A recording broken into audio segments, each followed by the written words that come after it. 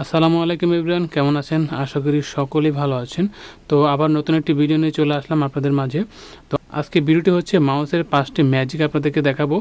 আজকে আপনাদেরকে কম্পিউটারের মাউসের অসাধারণ 5টি টিপস দিব। এটা ম্যাজিক বলতে গেলে আপনারা অনেকেই কিন্তু এই টিপস সম্পর্কে জানেন না, অথবা এই ম্যাজিক সম্পর্কে আপনারা অনেকেই জানেন না। এই 5টি টিপস আপনারা জেনে রাখুন, ভবিষ্যতে অনেক কাজে দিবে, ঠিক আছে, অনেক হেল্প হবে। তো এই শর্টকাট টিপস কিভাবে করবেন আপনাদেরকে আমি দেখিয়ে দিচ্ছি। তো ভিডিওটি সম্পূর্ণ দেখতে হবে, কোথাও টানাটানি করা যাবে না, ঠিক আছে? তো চলুন ভিডিওটি শুরু করি। আর আরেকটি কথা না বললেই নয়, যারা আমার চ্যানেলটি এখনও সাবস্ক্রাইব করেনি অবশ্যই আমার এই চ্যানেলটি সাবস্ক্রাইব করে রাখবেন এবং ভিডিওতে অবশ্যই একটি লাইক করে দিবেন, কারণ আপনাদের লাইক সাবস্ক্রাইব আমার কিন্তু ভিডিও তৈরি করতে আরও অনুপ্রেরণা যোগায়। অবশ্যই আমার ভিডিওতে একটি লাইক করে দেবেন এবং ভিডিওটি অবশ্যই আপনার বন্ধুদের মাঝে শেয়ার করে দেবেন যারা এই টিপস সম্পর্কে জানেন না অথবা এই সেটিংস সম্পর্কে জানে না। তো চলুন ভিডিওটি শুরু করা যাক। তো সর্বপ্রথম যেই টিপসটা আপনাদেরকে দিব সেটা হচ্ছে, আপনাদেরকে আমি দেখাচ্ছি। আমি যদি এখান থেকে একটা আমি এখান থেকে ধরুন আমি আমার পিসি এখানে চলে গেলাম। পিসিতে যাওয়ার পরে এটা কিন্তু মিনিমাইজ করা রয়েছে। এটা আচ্ছা, আমি এখান থেকে পিসিতে চলে আসার পরে আমি এখান থেকে যদি এই যে এখানে দেখতে পাচ্ছেন, এখানে ক্লিক করে যদি এটা আমি বড় করার পর এখানে দেখতে পাচ্ছেন আমাদের কিন্তু ছোট করতে হলে কিন্তু আবার এইখানে ক্লিক করতে হবে, ঠিক আছে? তো মিনিমাইজ করতে হলেও আমাকে এখানে ক্লিক করতে হবে, আবার যদি ম্যাক্সিমাইজ করতে চাই তাহলে কিন্তু আবার এখানে ক্লিক করতে হচ্ছে, ঠিক আছে? তো এখন আপনাদেরকে আর এই কাজটা করতে হবে না। এখন জাস্ট আপনারা এই যে এখানে যে কোনো এক জায়গায় উপরে আপনার মাউসটা এখানে এনে জাস্ট মাউসের রাইট বাটনে ডাবল ক্লিক করবেন। আমি এখান থেকে মাউসের রাইট বাটনে ডাবল ক্লিক করছি, দেখতে পাচ্ছেন এটা কিন্তু মিনিমাইজ হয়ে গেল। আমি যদি আবার এইখানে রেখে যদি আবার ডাবল ক্লিক করি তাহলে কিন্তু আবার ম্যাক্সিমাইজ হয়ে যাবে, দেখতে পাচ্ছেন এটা কিন্তু আবার ম্যাক্সিমাইজ হয়ে গেল। তো এই একটা টিপস আপনাদেরকে দেখালাম। তো চলুন দ্বিতীয় নাম্বার যে কী টিপসটা সেটা আপনাদেরকে দেখাচ্ছি। দ্বিতীয় নাম্বার টিপসটা হচ্ছে, আমি আপনাদেরকে দেখাচ্ছি, আমি যদি এখান থেকে ধরুন গুগল ক্রোমে চলে যাই, আমি যদি এখান থেকে আবার ডাবল ক্লিক করি, এটা কিন্তু আবার ম্যাক্সিমাইজ হয়ে গেল, ঠিক আছে?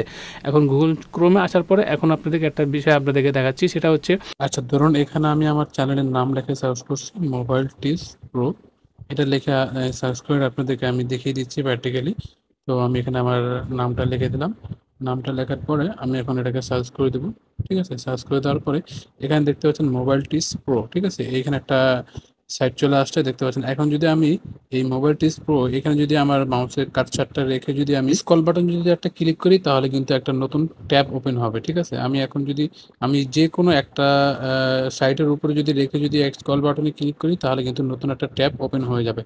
আমাকে কিন্তু নতুন করে কোনো ট্যাব ওপেন করতে হচ্ছে না। আমি যদি নতুন করে ট্যাব ওপেন না করে একটা ট্যাবের ভিতরে যদি আমি একটা সাইটে প্রবেশ করি তাহলে কিন্তু এই সাইট থেকে বের হতে গেলে কিন্তু আমাকে আবার ব্যাকে ক্লিক করে কিন্তু আবার বের হতে হবে। এখন যদি আমি এই সাইটের উপরে যদি মাউসের রাইট বাটনটা রেখে যদি স্ক্রল বাটনে ক্লিক করি তাহলে কিন্তু আমি আবার নতুন করে একটা ট্যাব ওপেন করতে পারছি এবং খুব সহজে এবং কম সময়ে কিন্তু আমি আর একটা ট্যাবে প্রবেশ করতে পারছি। জাস্ট ওই লেখার উপরে মাউসের রাইট বাটনটা ধরে জাস্ট স্ক্রল বাটনে ক্লিক করলে কিন্তু আমি নতুন একটা ট্যাব ওপেন করতে পারছি। এটা যদি আপনি আবার ডিলিট করতে চান, আপনি এখান থেকে ক্রসে ক্লিক করে ডিলিট করতে পারেন, অথবা আবার এই যে ট্যাবের উপরে আপনার মাউসটা রেখে স্ক্রল বাটনে ক্লিক করলে কিন্তু এটা দেখেন রিমুভ হয়ে গেল। স্ক্রল বাটনে ক্লিক করার পরে এটা রিমুভ হয়ে যাবে। স্ক্রল বাটনে ক্লিক করলাম, রিমুভ হয়ে গেল।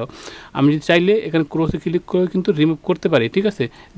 দুইটা মাধ্যমে কিন্তু কাজটা করা যায়। এখন তৃতীয় নাম্বার যে টিপসটা রয়েছে সেটা আপনাদেরকে দেখাচ্ছি।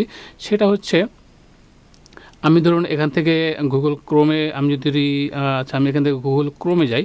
ক্রোমে যাওয়ার পর আমি যদি এখানে কোনো কিছু লিখে সার্চ করি, ধরুন আমি একটা লিখে সার্চ করছি, যেহেতু আসবে না এখানে নো ইন্টারনেট দেখাবে।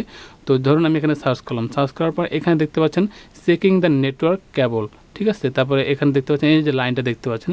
আমি যদি এখান থেকে মাউসের রাইট বাটন যদি দুইটা ক্লিক করি, এই যে লাইনটার উপর রেখে মাউসটা রেখে যদি দুটা ক্লিক করি, দেখতে পাচ্ছেন একটা ওয়ার্ড কিন্তু এখান থেকে সিলেক্ট হয়ে গেল, ঠিক আছে? আমাকে কিন্তু এইভাবে ধরে টেনে কিন্তু সিলেক্ট করতে হচ্ছে না। আমি জাস্ট এখানে মাউসটা রেখে জাস্ট মাউসের রাইট বাটনে দুইটা ক্লিক করলাম, এটা কিন্তু সিলেক্ট হয়ে গেল, জাস্ট এই ওয়ার্ডটা সিলেক্ট হলো, ঠিক আছে? এখন যদি আমি এখান থেকে মাউসের রাইট বাটনে 3টা ক্লিক করি, পরপর যদি 3টা ক্লিক করি একসাথে, তাহলে দেখেন কি হয়। আমি এখান থেকে মাউসের রাইট বাটনে 3টা ক্লিক করছি, ঠিক আছে? একবারে মাউসের রাইট বাটনে 3বার ক্লিক করছি, তো দেখতে পাচ্ছেন পুরো লাইনটা কিন্তু এভাবে সিলেক্ট হয়ে গেল। ঠিক আছে, আমাকে কিন্তু আর এভাবে টেনে ধরে সময় নষ্ট করতে হচ্ছে না, সিলেক্ট করতে হচ্ছে না। ঠিক আছে, এভাবে টেনে ধরলে কিন্তু আমি যদি এখান থেকে এভাবে টেনে যদি এটা সিলেক্ট করতে যাই তাহলে কিন্তু আমার অনেক সময়ের প্রয়োজন পড়ে। ঠিক আছে, পুরো লাইনটা এখান থেকে সিলেক্ট হয়ে গেল, আমি চাইলে এই লাইনটা এখান থেকে আমি কপি করতে পারি। ঠিক আছে, এই একটা সেটিংস। এটা কেমন লেগেছে আপনি অবশ্যই কমেন্ট করে জানাবেন। এই সেটিংসটা আমার কাছে খুবই ভালো লেগেছে। তো তৃতীয় নাম্বার সেটিংসটা গেল, এখন হচ্ছে চতুর্থ নাম্বার সেটিংসটা আপনাদেরকে দেখাবো। সেটা কি সেটা আপনাদেরকে দেখাচ্ছি। ধরুন এখান থেকে আমি কতগুলো অ্যাপসে প্রবেশ করলাম। ধরুন আমি এখান থেকে এটাতে প্রবেশ করলাম, তারপরে দেখতে পাচ্ছেন নোটপ্যাডে প্রবেশ করলাম, এক্সেলে প্রবেশ করলাম, তারপরে এখানে আমি রেকর্ডে প্রবেশ করলাম, তারপরে ক্রোমে প্রবেশ করলাম। দেখুন অনেকগুলো ট্যাব কিন্তু এখানে হয়ে গেল। ঠিক আছে, দেখতে পাচ্ছেন একটা একটা করে কিন্তু সব হয়ে গেল। এখন কিন্তু আমাকে কিন্তু এখান থেকে একটা একটা করে কাটতে হবে। ঠিক আছে, আমি আপনাদেরকে আরও কয়েকটা এনে দেখাচ্ছি। এখানে দেখতে পাচ্ছেন অনেকগুলো ট্যাব নিলাম। ঠিক আছে, এখন দেখতে পাচ্ছেন এখন আমাকে কিন্তু এগুলো একটা একটা করে কাটতে হবে। এখন ধরুন আমার কাজের প্রেশারে আমি সবগুলো এখানে সামনে চলে আসছে। এখন আমাকে কিন্তু একটা রেখে বাকিগুলো সব ডিলিট করতে হয়, মানে মিনিমাইজ করতে হবে। সেটা করার জন্য আপনি যেটাতে কাজ করতে চাচ্ছেন সেটাতে ক্লিক করবেন। ধরুন আমি এটাতে কাজ করতে চাচ্ছি, এটা আমি একটু হালকা মিনিমাইজ করে নিচ্ছি। মিনিমাইজ করার পর ধরুন আমি এখান থেকে ওয়ার্ডে কাজ করব। আমি ওয়ার্ডটা খুঁজে বের করছি। ধরুন আমি এখান থেকে এক্সেলে কাজ করবো। ঠিক আছে, এক্সেলটা আমি এখানে রাখলাম। এখানে কিন্তু বাকিগুলো অনেকগুলো কিন্তু রয়েছে। আমি এখন এক্সেলটা রেখে সবগুলো ডিলিট মানে মিনিমাইজ করে দিতে যাচ্ছি। আমি এক্সেলটা রেখে সবগুলো মিনিমাইজ করে দিতে যাচ্ছি। সেটা করার জন্য আপনি এখান থেকে এক্সেলের উপরে যে কার্সারটা আমরা মাউসের কার্সারটা রেখে এইভাবে ধরে হালকা এইভাবে নাড়া দিবেন। হালকা করে এইভাবে নাড়া দিলে কিন্তু সবগুলো চলে যাবে। ঠিক আছে, এখন যদি আপনি চান আবার এগুলো আবার পুনরায় আবার এখান থেকে ম্যাক্সিমাইজ করার জন্য আপনি এখান থেকে এক্সেলের এখানে মাউসের কার্সারটা রেখে এখানে জাস্ট আবার হালকা করে নাড়া দিবেন, সবগুলো চলে আসবে। ঠিক আছে, দেখতে পাচ্ছেন সবগুলো কিন্তু এখানে চলে আসছে। এভাবে কিন্তু আপনি খুব সহজে এগুলো কিন্তু মিনিমাইজ করতে পারেন, আবার ম্যাক্সিমাইজ করতে পারেন। এক্ষেত্রে কিন্তু আপনার অনেক সময় বেঁচে যাবে। ঠিক আছে, আপনি যদি এখান থেকে একটা একটা করে এভাবে কাটতে যান তাহলে কিন্তু অনেক সময় নষ্ট হচ্ছে। আপনার কাজের মাঝখানে যদি এরকম সময় নষ্ট হয় তাহলে কিন্তু বিরক্ত হওয়াটাই স্বাভাবিক। ঠিক আছে, আপনি এইভাবে চাইলে সবগুলো এভাবে ডিলিট করতে পারেন। আমি যদি এখান থেকে এই যে এখানে ধরে জাস্ট এরকম করলাম, নিচে যা আছে সব কিন্তু মিনিমাইজ হয়ে গেল।